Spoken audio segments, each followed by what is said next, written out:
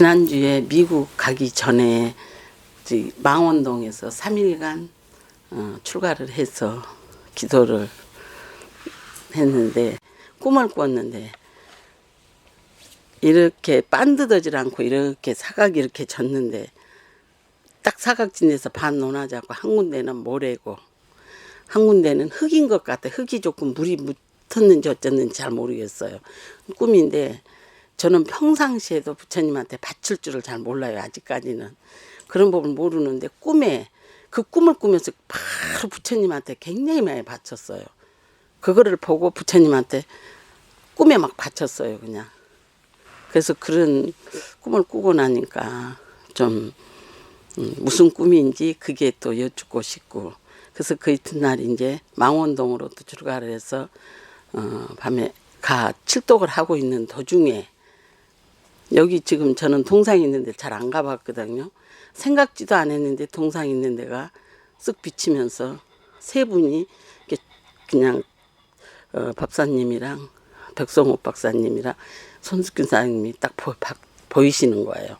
그러고는 두 분은 안 보이는데 백성옥 박사님하고 계속 이렇게 한쪽 이렇게 사각으로 지는 데에서 그냥 돼서 잠을 자거나 그런 건 전혀 없어요. 너무너무 기분 좋게 그냥 칠독을 하는 동안에 눈 한 번도 조는 법이 없는데, 머릿속에서 그러는지 뭐 하는지 그냥 칠독을 그냥 너무 재밌게 했어요.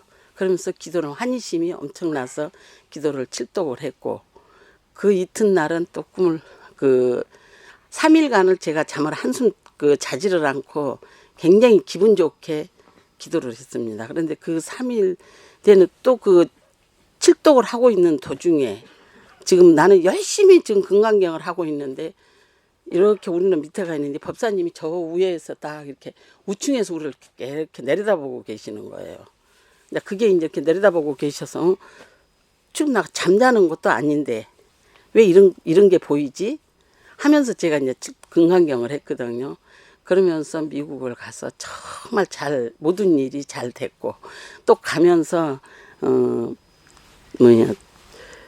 망원동 저 처사님이 전화기에다 녹음을 해주시더라고요.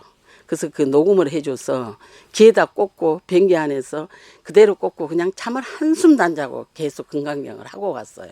뭐 책을 보고 거기서는 불이 껌껌하니까 읽을 수는 없는데 귀에다가 이어폰을 꼽으니까 계속 같이 금강경을 하고 11시간을 비행기를 타고 가면서도 한 번도 졸지를 않았어요.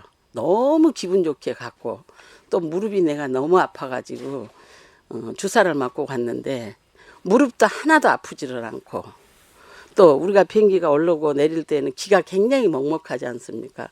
근데 기가 먹먹한 것도 하나도 없이 정말 지금까지 와서도 이렇게 피곤한 게 없어요. 그래서 어제 갔다 와서 그저께 왔는데 그저께 저녁에도 집에서 또 3독하고 저녁에 한독하고 그냥 제 페이스를 그냥 맞춰서 했고, 어제도 여기 와서 뭐 좋은 게 없이 그냥 기도를 또 열심히 칠독을 하고, 그래서 이런 환희심이 굉장히 나고, 또 거기를 가서 내가 법사님 책을 사가지고 가서 거기다 다 드리러 갔는데, 그 회장님이 아우 내가 너무 금강경 책을 보고 싶었는데 사갖고 오셨네요. 너무너무 좋아하시는 거예요. 그래서 이제 그런 부분, 또 미국에 가서 하는 일이 잘 됐어요. 그래가지고 또 그런 부분도 잘 돼가지고 왔고, 근데 제가 젊어서부터 저는 절에를 다니지는 않았어도 항상 내 마음속에서 하는 말이, 노후에 내가 절에 가서 살 거라는 생각을 항상 꿈에 가졌었거든요. 그래 항상 나는 늙으면 절로 갈 거야 했는데, 우연찮게 이렇게 지금 바른영법을 만나서 제가 여기 오게 된 동기인데, 제가 이렇게 기도를 해서 발언을 한다면은 내 가정의 난제에 대해서는 제가 발언은 안 하고, 지금은 어쩐지 무슨 발언을 하게 되면은 저는 부처님 시봉하고 부처님 사업을 하고 싶다라는 게 자꾸 떠올라요. 그래서 부처님 사업 할 거다, 나는 부처님한테 그걸 저는 원을 세워지는데, 그거를 내가 마음에 하겠다고 생각해서 하는 게 아니라 나도 모르게 이렇게 부처님을 시봉하겠습니다 하면은 나는 부처님 사업 할 겁니다, 할 겁니다 하고 자꾸 그런 발언이 나와요. 제가 뭐 이거는 제가 하고 싶다고 해서 하는 게 아니고, 그래서 이런 뭐가 어떻게 내가 무슨 인연이 있어서 이러는 건지. 지금은 감사합니다 소리가 나오는 게 아니고 이제 미륵전 열애불로 바뀌었어요.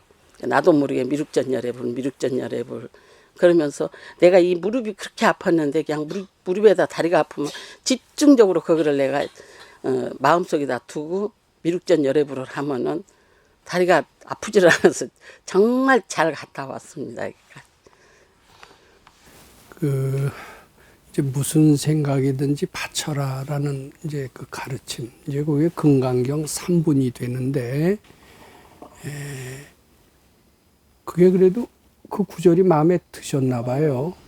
너무너무 좋아서 왔죠. 네, 마음에 그때서부터 드셨고, 지금까지 계속. 어려운 일이 있어도, 또 기쁜 일이 있어도, 슬픈 일이 있어도 아마 다 바치는 연습을 하셨던 것 같습니다.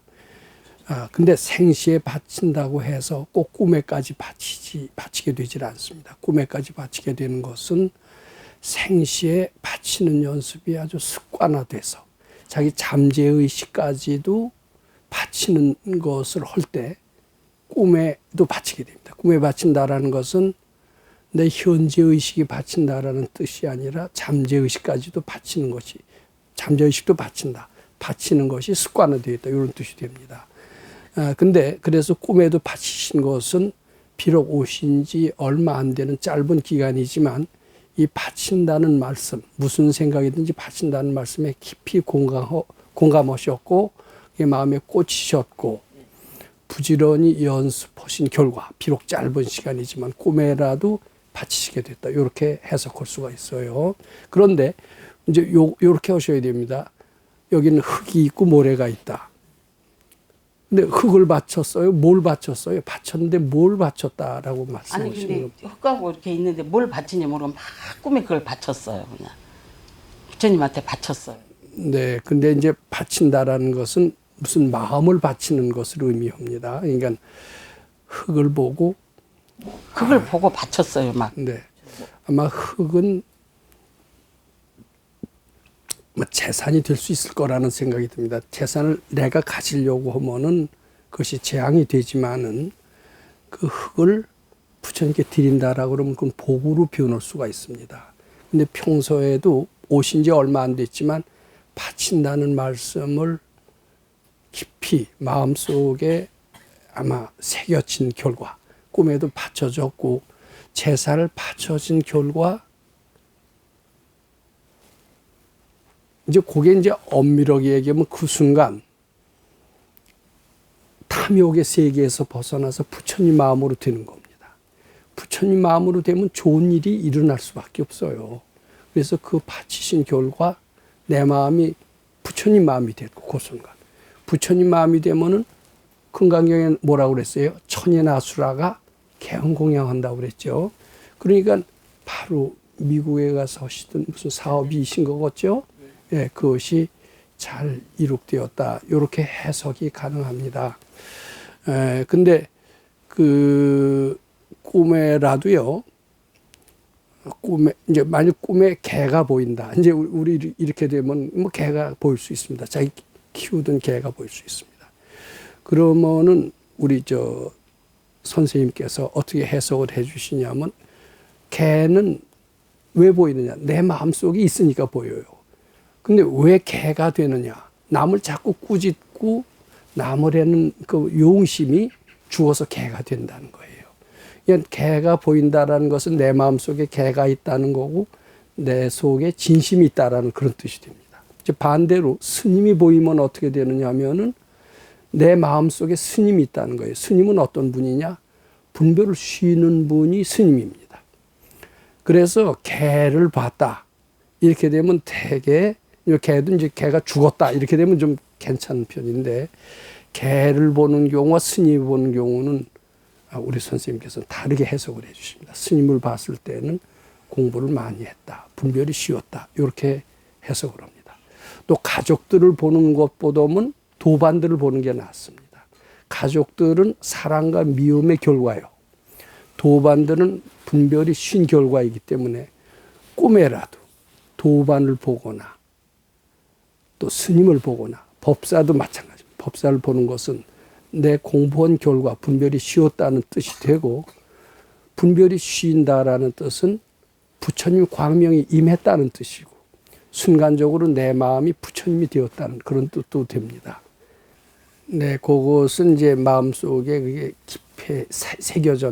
그래서 외래 스님을 보는 것은 공부를 잘했다라는 칭찬을 들을 수 있어도, 백 박사님 같은 분은 못 본 분 아닙니까? 못 본 분을 봤다라는 것은 내 마음속에 그렸던 것이 나왔던 것이니까 그것은 꼭 칭찬의 대상은 아니고, 그분이 인상에 무척 남았다.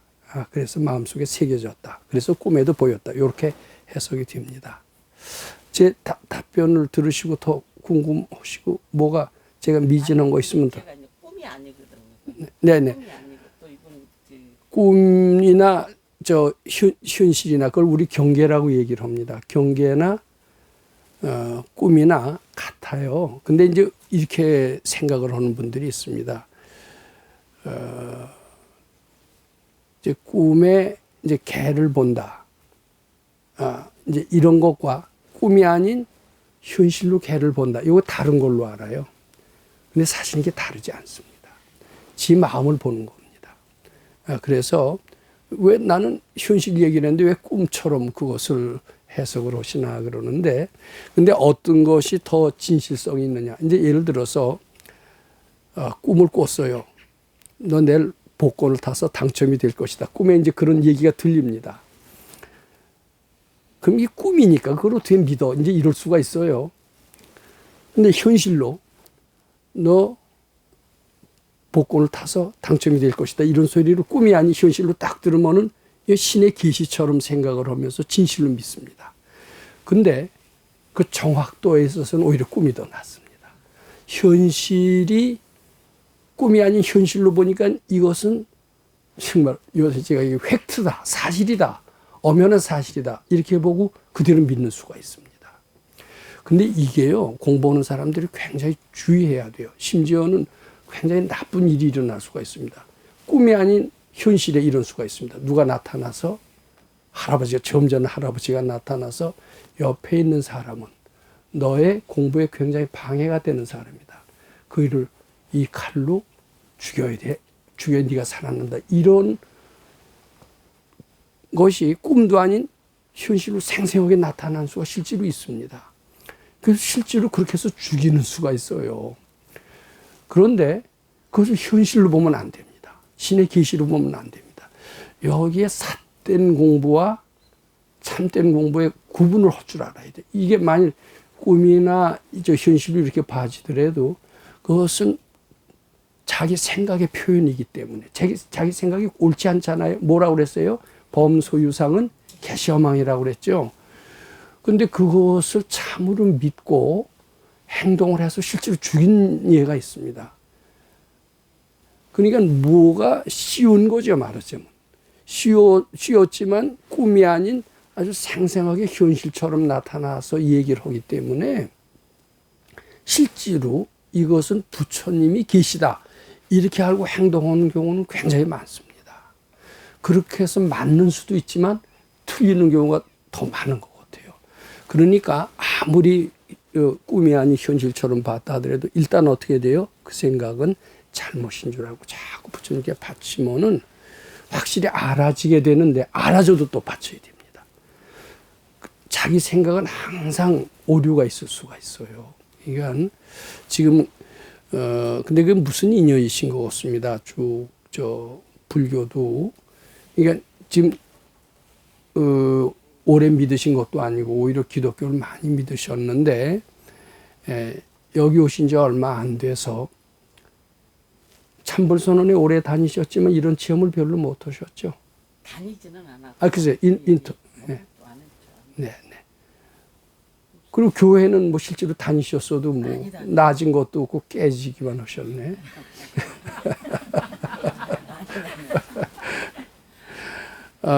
그러니까 그게 이제 제가 그런 비슷한 경우는 또 질문을 하실 분이 있을 때 대답하도록 할 거고요.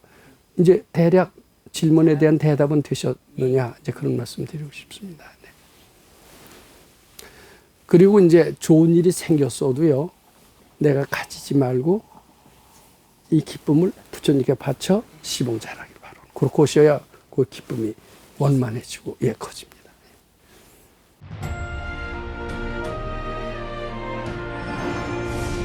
금강경 가르침을 통해 올바른 인재 양성 교육과 각종 사회 문제에 대한 해법을 현대인들에게 제시하고 있는 바른법연구원 김원수 법사가 금강경 독송 및 수행을 통해 얻은 일체 유심조, 공, 불이, 구족의 진리로 역경과 난제를 실제 해결하는 체험을 통한 설법집 우리는 늘 바라는 대로 이루고 있다를 출간했습니다. 구입은 전국 서점에서 가능하며 문의는 청우당 02-337-1636번입니다.